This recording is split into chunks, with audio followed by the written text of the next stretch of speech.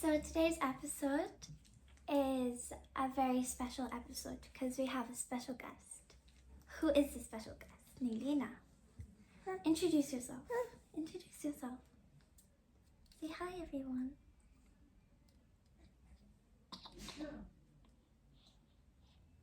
Today she actually started talking properly. Like she goes, ah, ba, ba, ba, ah, ba, ba, ba.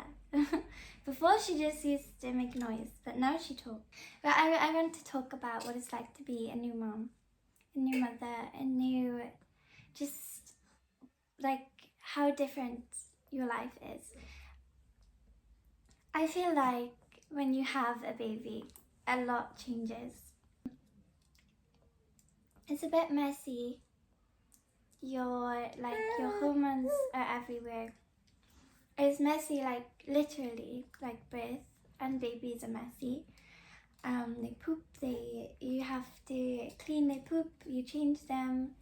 When they start eating, she's just started eating. It's messy, but like it's actually like so rewarding, and I would never change it for the world. I love being a mom. It's like I literally always used to want to be a mom. I used to carry this baby doll and I would take it everywhere, and it was like one of those reborn dolls, so it looked real. And she was like my first baby. I used to like protect it like it was a real baby, like take care of it like a real baby. And once I took her to the shop, and the shopkeeper screamed because she thought like she was real, because like if you know reborn dolls, they look real like newborns. So we'll let Nilina talk. She loves this panda, which is why I have it in my little studio, because she likes to play with it, and it's like she thinks of it like it's her friend. You love him, don't you? So I wanted to talk about a bit about the expectations of motherhood, the reality of motherhood, and also like the like an inaccurate like representation of what it's actually like. So I feel like movies do a good job of portraying what motherhood is like. Like I always used to know like the difficult side, which is like there's sometimes like scary things happen, I think, or there's also like changing diapers. Like you see that a lot in movies, like changing diapers, brushing hair, washing them, taking care of them. Like that's expected, that's easy. But I think the thing I want to talk about is the postpartum. Is like I've never seen that like represented on screen, and I think it should be. Like postpartum is like a lot harder than it's like made to be. It's not hard in that sense. It's more hard like emotionally it's hard, because you're just like you got so many hormones, and like your emotions are everywhere. Even if like you're having a good day, like your emotions can just kind of like drag you down, make it harder. Yeah, panda. Is he your friend? So I had to just take a little break because Nilina would not sit still for the podcast. So she's gonna be, maybe I'll show her at the end, but she's with her Baba now. She's with her Baba now. No, she's with her dad now. So where was I? After birth, it becomes so emotional, and like they don't lie when they say you have like a mother instinct. For me, I really had that like instinct, that like mother's instinct from like day one. And I felt like the rush of hormones. I could feel it like after birth. The next day, my mood went, ooh, like it dropped. And I don't know why. And I think I was kind of just like, out of it, I was like, oh my God, I have a baby now. I'm a mom. I'm like so much more. I have so much more responsibilities. And I just started panicking, and like I seen this baby and she's mine, and like also the shock that she just come out of me as well. Like I was like, wait, did that just happen? I don't know if that's like happens to all mums, and I was just like, did that just happen? I just pushed the baby out of me. Like that came out, she came out of me. And I will look at her in her little case, by the bed, like they put her by the bed when they move. After I just give birth. Also, when you give birth, you like you know you see those videos where people are eating. I don't know what's wrong with my accent. Sorry, guys. When people are eating.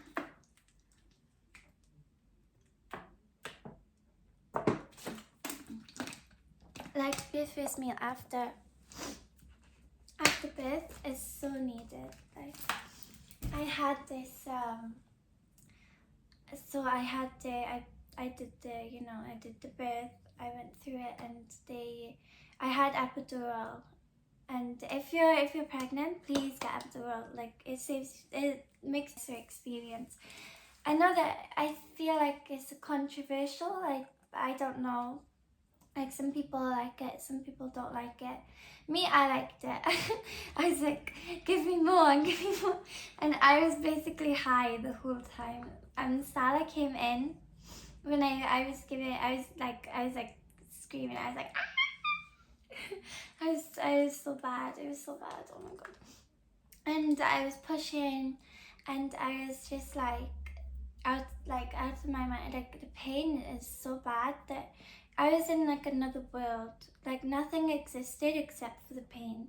That's all I can describe it as. It's like you can't see any, like I could see, but you can't see beyond the pain, if that makes sense. Like you're just so like engulfed in the pain that it doesn't even like hurt.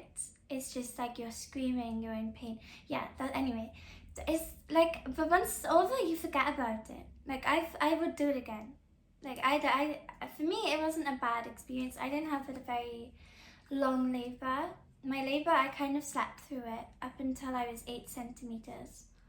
And I did the yoga ball and everything, and I was just like, oh, I'm in so much pain. And I called the midwife once, and she came, and then she said, I'll give you some, do you want some extra painkillers? And I said, yeah, and I'm like, it's really hurting. And I was like, can I go to labor now? And she was going, no, darling, you can't go to labor now. You wouldn't be that far along. And like, so I was like, okay, and then I waited, and Salah went out to get something for me because it was supposed to be 12 hours labor. And so yeah, they induced me in the night, and then after they induced me, I woke up like 6 o'clock, and I had like cramps. That's it. And I was like, okay, this isn't that bad. Said, well, everyone's dramatic. This isn't so bad. And then I called my mom, because I was like on my own, and I don't know, I was kind of bored. I called my mom. I said, oh, I have a bit of like pain, and then I ate a banana after the call, and suddenly like the pain went from 0 to like 60. And that's when I asked the midwife, can you bring some painkillers, and can you take me to labor now? And then I was doing the yoga ball, and the pain was just getting worse and worse and worse. So I called her again, and she said, okay, I'll do some rounds, and then we'll check, like we'll put you on a monitor, so we can like look at the contractions. And then she put me on a monitor, and she checked, and she said, like, so when you're on the monitor, it literally goes 0, 1, 2, 3, 4, 5, 6, 7, up until it gets to 100. Then when it gets to 100, the pain gets 100 times worse. So I was there, and it was like I was in pain, and I knew it was coming. And as it was coming, the numbers were going up on the monitor. So it would go 0, 1, okay, 2, okay, 3, 4, 5, 6, oh my god, oh my god, oh my god. And then it goes, but it's like, if you ever had period cramps, they're painful. It feels like that, but at the same time, so it's kind of like really bad. It's kind of like a toothache. That's what I figured out. It's like toothache, but if your toothache was down there, and also it's kind of like you got period cramps, but also you it's like something is ripping you like apart, and I don't know. It's such a weird feeling. Like it's such a weird pain. Like it's pain, but in a way I'd never felt pain before.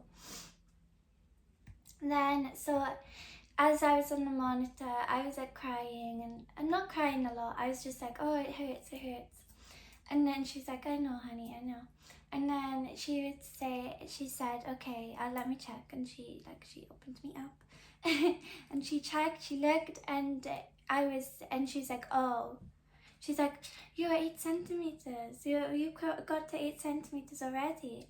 And I was like, oh, and I can't tell you when she said 8 centimeters, because you have to be 10 centimeters to go to the labor ward.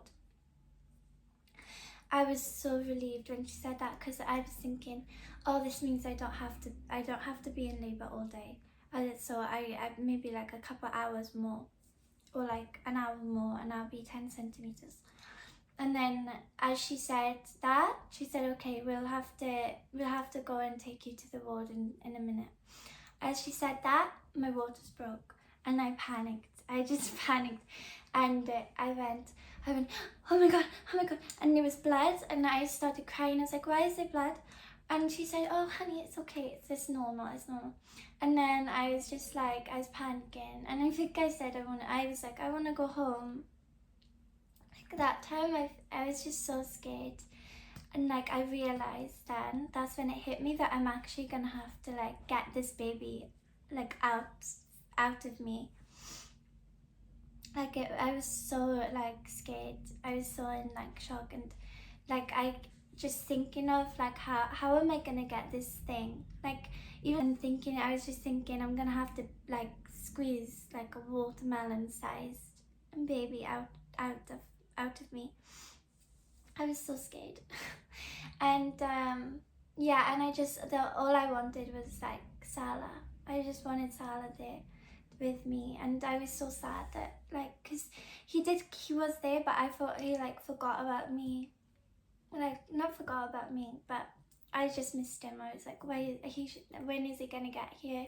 Is he gonna even be with me? And yeah, so the nurse rushed, another midwife came, and she said, okay, go and get a wheelchair. And they rushed me like on the wheelchair, and everything was like blurry. I was so like out of it. I was just like panicking. I was like having a panic attack, I think, and I was scared. They rushed me to the labour ward, and they put me on this table. And then when I was on the table, the doctor said it's okay, and he's like, breathe. They've got this other doctor to do the epidural, because I had to get it quickly because of my heart, because I can't push without like some kind of like pain relief, because it puts stress on my heart. So they went and got the doctor, and he's like, it's okay, we got a special one for you, it's gonna work really quickly. And as soon as so he hooked it up, and then Salah walked in. Like, I think I was just, they gave me gas and air, and when they were like, with the gas and air, I would breathe in. They kept saying, breathe when you have the contractions, but I was just like, so by the time, I was like so lightheaded. When Salah came in, I didn't even notice. I was like, why did you leave me? I was like out of it. I felt high. I was so high off the gas and air. It was actually nice, but probably not a good idea. And yeah, so that's how it went. And Salah came, and I was like crying, and he was like, I'm so sorry, baby. And like, he looked, he felt so bad, he said. And he hugged me, and he held my hand. And then they put the epidural, finally like went in, and he told me how to do it. So I just had to press this button and then it releases the epidural. So every time I get pain, just release it. And yeah, it's actually, the epidural was really nice because I couldn't feel anything after that. Like, I knew I was in pain and I knew when the contractions was coming, but it was like just like an itch. Like I could feel it just like a little bit. And then when I was pushing, I kept asking them, is she out yet? Because I literally couldn't feel from here down. And I never thought I'd like that feeling, like not being able to feel from the waist down. It's like, that scares me, but I was so happy. I was so happy to just like finally feel some kind of relief. And it was so nice, just like that feeling. And then she came into the world and I just couldn't, like, the first thing I wanted to do was just hug her. And she came and it's like she knew me and she put her head on my chest. She put her head on my chest and she like looked at me, and oh, that was, I never forget that moment. I never forget that when she first comes out. I think like it's like that for all women. Like, that's such a special moment. It's just you and your baby, just you and like me and Naylina. That's all it was. And Salah as well. Salah was like, he was crying, like tearing up. And then they did it. So after birth, sometimes they have like, if you don't know what to expect, sometimes you could get stitches. If you have natural birth, some people have C-section, I think. I think it's more common. You can actually ask for C-section now. Sadly, I couldn't ask. I have to do natural birth because of my heart. But yeah, so it was just, yeah, it wasn't I know for a lot of people it's really traumatizing. And I wouldn't call my birth traumatizing, more stressful. Like, it was just very stressful at first because I was scared and it was my first time. But for me, I actually enjoyed it with the epidural. And I would do it again. I mean, I want more kids in the future, I think. But I feel like with Naylina, I still have, like, for me, I'm going to talk about this later on in the podcast. I feel like you do have like a slight lack of freedom when you have babies, which is obvious. They always say, like, they say to people that you like lose your future or something. Like, your future is, you've ruined your life, which you haven't. If you have a baby, you still have like a career, you can still do like things you want to do. But I feel like if I had another child now, that I would have a lot less freedom than I do. Which is why I want to wait a little bit before I have my second. But I do want more kids, and I want more kids as well. I feel like we have this dream of having like a big house and a farm. And some, like, maybe he wants a lot more kids than I do. I want like three or four. He wants 7. And I don't want to push up 7 kids. I want to just have a couple. I want her to have siblings though in the future, but not now. Anyway, yeah. So I think that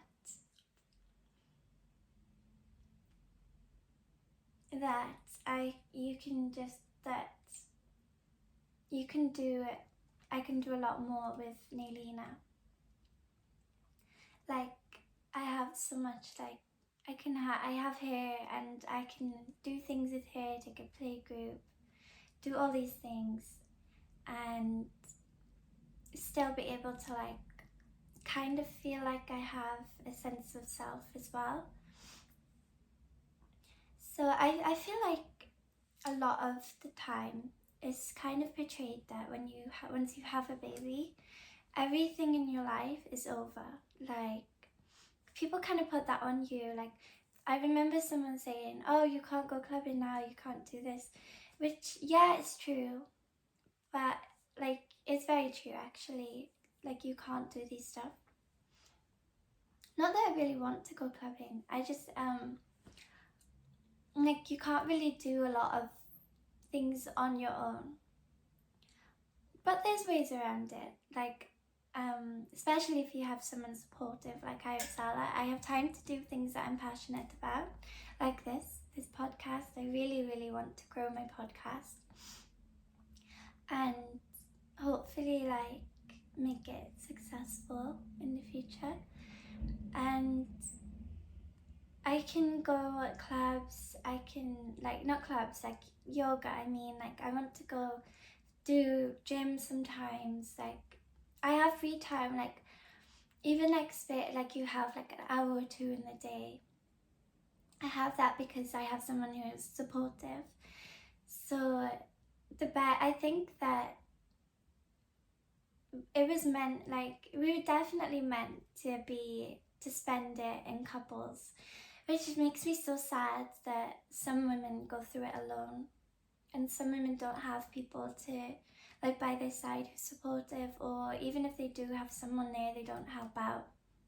Like I'm in a baby group and everyone says that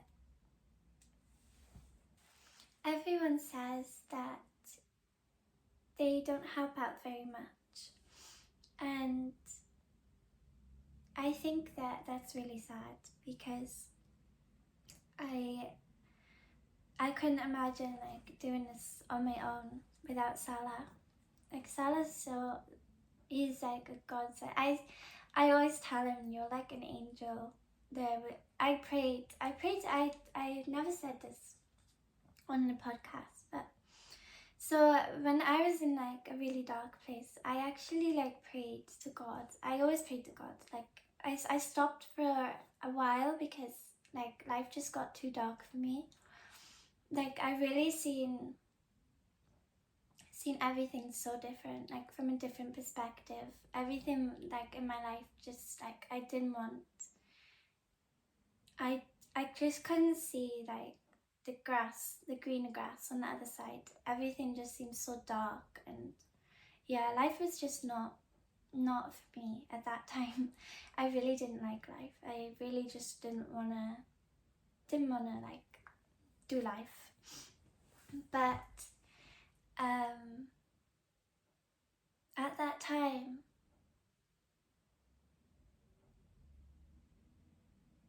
I prayed, and like I decided to pray. Like I started a new life basically, but it didn't exactly go to plan at first. And I prayed and I said, God, oh Allah. And I never said Allah before, so I said God. And I think I might have gone through all the gods. I might have said Hindu God, Muslim God. I don't know what God you are, but I believe you are there. And I said, Allah, please just give me someone, like anyone. Like I was just praying. I was like, God, please. Like I just want someone. And like I was chasing, not really chasing, but I was so lonely, and I kept like I was tired of the dating, and like I didn't really date many, and like I didn't date many people. I would go on Tinder, and like that was kind of the farthest it ever went, was just on Tinder talking to people. And I was just really lonely, and I just wanted someone. I was like, God, please just give me someone. I'm grateful that I get to do all these things in my life, that I'm here, and I'm blessed. I'm so blessed for the life I have. I'm blessed for being in London. Like I was so happy I was in London, but I'm just lonely. Like I would do things and I'd be like so happy I did them. Like I'm used to do affirmations, and I manifested. I feel like I manifested a lot of things. Like I wanted a job in a club. I got that. I had a bucket list, and I just wrote things I wanted to do, and I manifested them.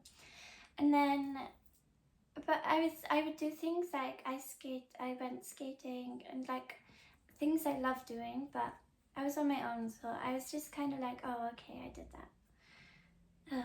What now? And I was traveling a lot, but I just felt lonely, that's all. And I prayed to God, and I was like, Allah, please give me someone. It's the first time I ever said Allah. And then I met Salah, and Salah happens to be from like a Muslim family. And like, it really like brought me closer to God as well when I met Salah. So yeah, and I feel like I met the perfect person. He is my angel. Like, he was brought to me from God. Like, he is my gift. And I would never ever like, I think anything else. Like, I can't tell you how perfect he is to me. Like, everything I always wanted, everything, like, he is my gift. And I feel like after so long of just like all this emotional like turmoil, I'll talk about it in more episodes. Like, I wasn't unhappy, but I was very lost, I think. And I just feel like Salah brought me this person, and he's like, okay, Amy, here's your person, here's like your reward, and he's gonna take care of you, he's gonna teach you good love, and like, he's gonna show you what like family and love really is. He's gonna show you what that means, and he's gonna be so patient and so kind, and he'll never leave you, even if you think he will. But yeah, that's just my opinion on that. So I just feel like you really have to have someone who's supportive in like after birth. Also, the hormones are really bad. If you have a baby and you've had children, you know the hormones are bad. And I think it's kind of just like brushed off, like, oh, haha, women are emotional. But it's actually serious. Like, you don't realize the way hormones can make you feel. You can be up 1 minute and down the next. But we power through, because we are. Okay, so I wanted to move on. Next topic is, so I talked about hormones, I talked about all the icky stuff, the birth. And now I just want to talk about the speak of the devil. He's here. Say hello. Hello. Say hi, everyone. Say hello. Say hi. She's shy. She's actually such a good talker now. She is. Aren't you, baby? She's like you. She talks to strangers. Yeah. She When doesn't I know was a baby, my parents said I was uncontrollable. I was a wild child. Yeah. You know those lead babies? You still are. I was like one of them. You still are wild. Yeah, I am. I'm letting my inner wild side come out. I don't know why, I went through a really quiet phase when I was little. Yeah. Like, Sarah, you were quiet, wasn't you? I'm always quiet. Yeah, but you're not quiet, really. You're not. I'm crazy sometimes. Next to the people. Oh, baby, you got spit in your ear. You got snot. Next to the people who I love, I am I'm really like I can. It's fun. I'm funny. Yeah. But with strangers, I'm not really. He's what do you call it? A chooser. No, not a chooser. I choose the time to be happy. Yeah. An opportunist. He's an opportunist. So. Hello, girlies! So, Sarah, tell us how you're finding fatherhood. Fatherhood. Yeah. It's actually not, because I guess Yeah, I think you're used to it. Yeah, I think I'm used to it because. Here we go.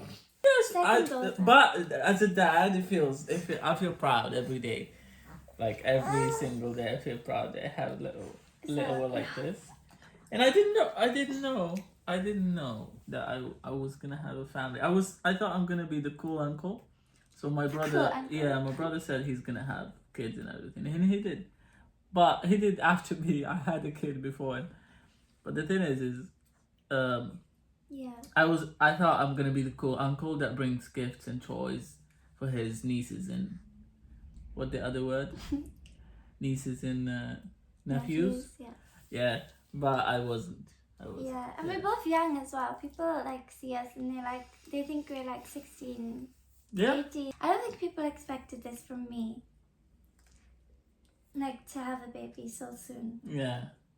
And I said I want to wait till I'm 30. But when I Well, met, both of us said we're gonna wait. yeah, we travel. We said we travel. You say it with Navy noise. Yeah, that's why I was saying that I think it's hard when you're on your own. For mothers, like being a single mom and a mom, I think that I really props to you because it's the hardest thing. Yeah. Like Some women it's have 10 hard. kids. Yeah, and I see people with 3 kids and they're doing it all alone, and it's like really like you're hard. strong. No, if you can do that, you're strong. You was really good at pregnancy. You did really good. Yeah. I was surprised because everyone at the hospital was like rooting for you. Basically, you were like famous. Everyone knew her, and everyone would meet you. Oh my god, so cute! Look at that pump. How old are you? 16. How? I'll be like, 16. That's not good for me. And she's not 16. He looks young as well, so it's okay. Yeah, it kind of works, I think. Yeah. I don't know if I look young. It's just when he takes his beard off, with your beard you look like 22, 49. 24 Yeah. at most. No, Without one day his I'm gonna beard, take he my looks beard like off 17. and I'll show you how I look. I like him with the beard though. When you take your beard off, it's like his face is naked. I don't like it. No, so basically, she did really good with pregnancy. She had one of the quickest labors. Yeah, I was talking about. I left home to get her food and get some sleep. I came back to find a baby. I found a baby. No, I was there for the birth. You came in. I was so high on the gas in it. I didn't even I was like, oh Sarah, why did you leave me? And then, and he was crying. I was crying. I wasn't crying, by the way. He was crying. He was tearing up. He was like, Amy, I'm so sorry. Yeah. Yeah. Now, I was telling him how good you are at helping me out. Yeah. Yeah. It's really hard, but you gotta do it. You gotta do it. You know what? I wish we met earlier in life, and we could have had a baby earlier. Why? It's better. It's better. They grow up with you. Peace out, everyone. Girls, if you're expecting a baby, I just want to say that it's not easy. It's not very there's not a lot of freedom. The truth, the ugly truth is sometimes you have to make sacrifices. I hear people say that a lot, and I think before I was a mom myself, I never really thought about it.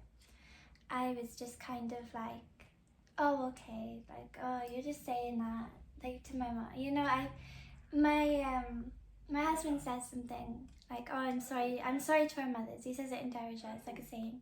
So we're sorry to our mothers. And this, I feel like mothers especially sacrifice so much. Dads, I think still get some sort of freedom because of just the way that society is. Society's kind of oh yeah, it's okay for them to work. The mother has to take a responsibility. She give birth. She's it's her child. They go to work, be the breadwinner. You stay home with the baby. I feel like that's changing a lot. My sister, she has a baby and she is the breadwinner. She goes to uni and her husband stays. He's also he's in uni, but he does it from home, and he looks after the baby for her.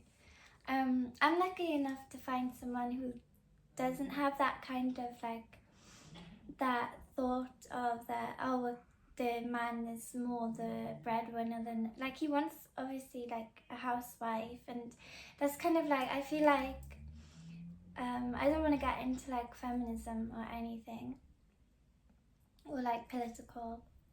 I feel like if you both agree, like if you have like that one for yourself, like care for like do things you want, or like you can think these things but don't put it on other people. Does that make sense? Like if you want someone, like you want someone to be a housewife who doesn't work, who like you're the breadwinner, they sit home, cook, clean. Find someone who likes that. Find someone who wants to sing. Don't push it on a woman who doesn't want to do that, who wants to go out and who wants to work. Like I think that's the problem with that is society. It's just we're like so like, oh well, you expect women to be like this, you expect men to be like this, when simply we could just like find men and women who want these things for themselves, which I maybe not a lot of women do. I like the idea of being a housewife and having him come cook and me cooking, cleaning. People are probably not gonna like me for that, but I like that idea. I like cooking, I like cleaning, I like looking after Nilina, and I can't work actually. Like work makes me anxious, so I don't mind that life. But just like I don't think it should be pushed on women to do that if like they're not comfortable with that life. Like that's not the lifestyle they want. I just think like so many other problems would be solved if we all just like would just live by our own lives, and like it's not dramatic. If we just like said, okay, like this is not the person for me, they want different things, like we want different things, I'll find someone who wants something else. It's just that like life is so simple, and I feel like humans complicate it. Like we dramatize it more, or we make things more like complicated than they are. Like relationships, like I think that sometimes things just like you love that person, you love people, but sometimes they just don't work out. People want different things, but you need someone to be there and support you. So with your hormones and with all that, like the cleaning, like there's so much you have to do when you have a baby, as well as having to like look after yourself. And like that's what I mean by sacrifices, is you have to do, like you have to kind of be like, okay, me or the baby, me or my child. And as a mother you always think, okay, no, like you put yourself to the back of your mind, it's your child now. Like it's more like you want to, like everything that you didn't achieve in your life, everything that you wanted in life that you never got, you want to be able to give it to them instead. And so that's just the sacrifice you make, is kind of just like putting your wants aside for them to be able to get like the best life that you could give. And with the like men going to work, women cooking, cleaning, the relationships are always going to be a part of it.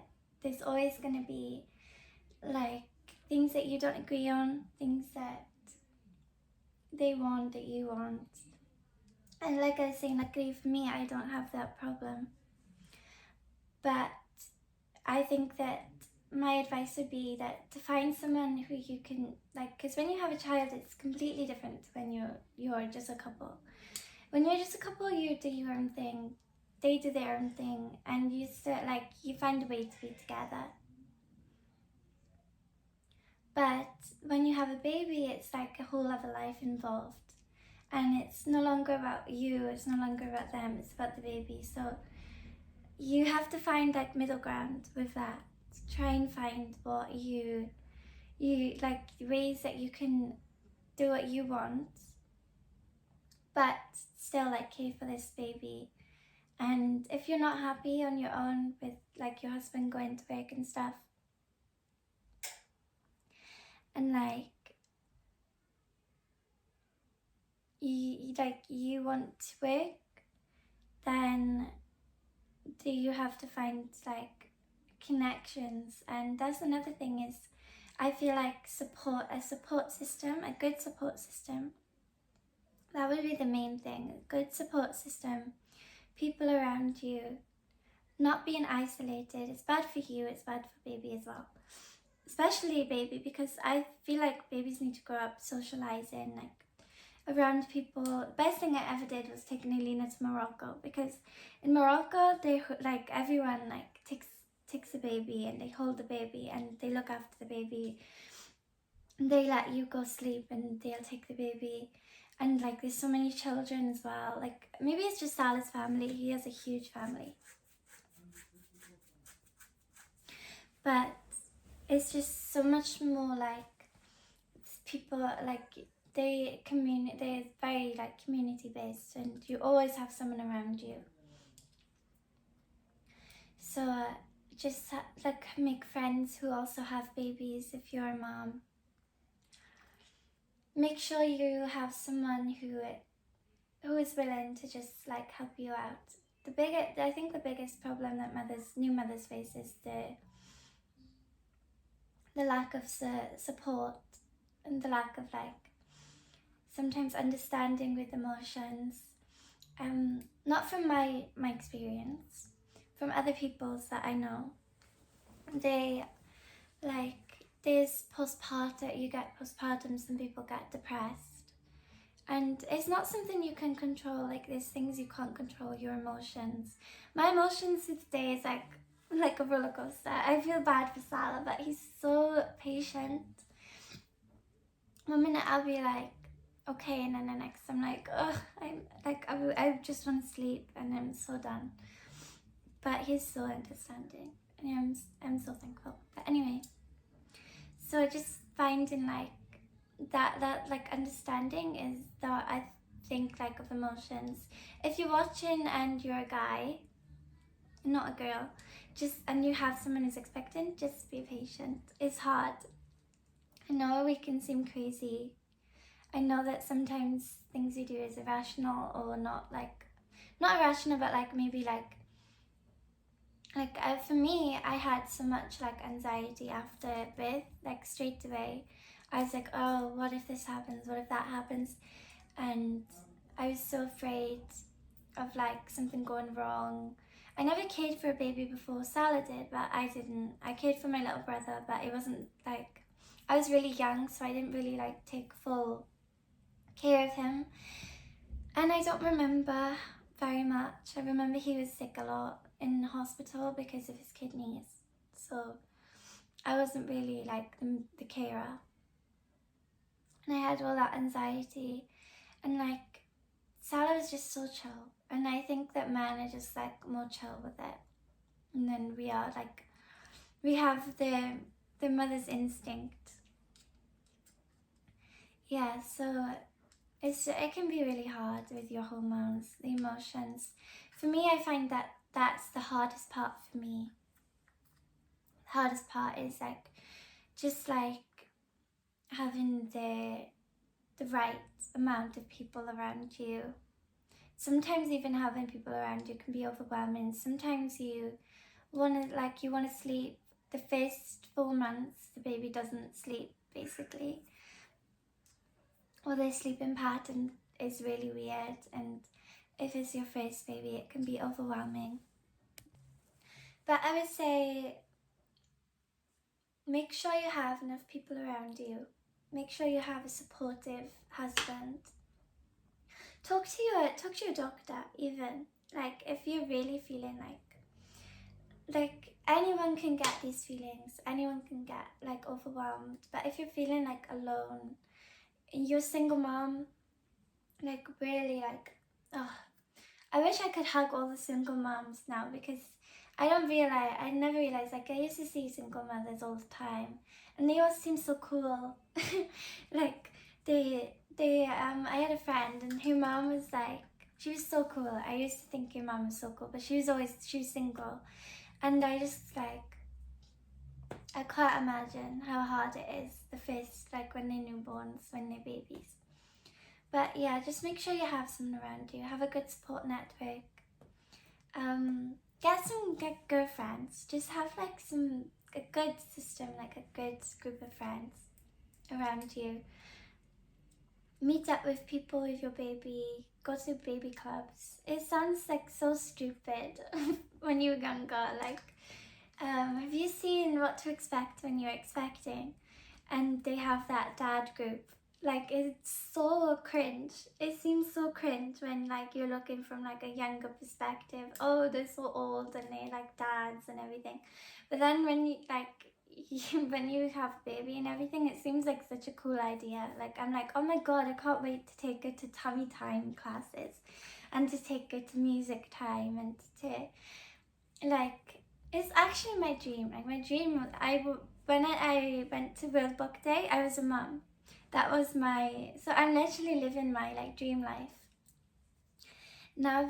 Like World Book Day, I was, oh no, I was a Smith World Book Day, but on what I want to be when I like job, what is it called, what I want to be when I grow up, on that day I was a mum. And oh, I remember we were like pretending to give birth as well. Like, this girl was a midwife that was like, she wanted to be a nurse, and I was a mother, so we were like pretend, she's like helping me, and like, yeah, we were just kids playing, and she was like, okay, push, and I had the baby, and then I was like a mother and everything.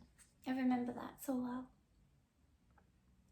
But yeah, it's just like, the way you look at life is so different. And to all the moms, to all the expected moms, the people who want to be moms, is where I 100% think that you should do it.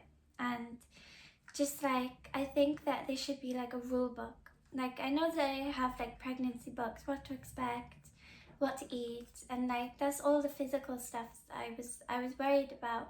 But I think it's more the emotional part that needs like care for, needs to be like nurtured, because you can do all these things, you can do the right diet, and like that all helps in pregnancy, but after pregnancy it's the emotional stuff that needs the care for, to really make sure that your baby's happy, that you're happy, that everyone is happy.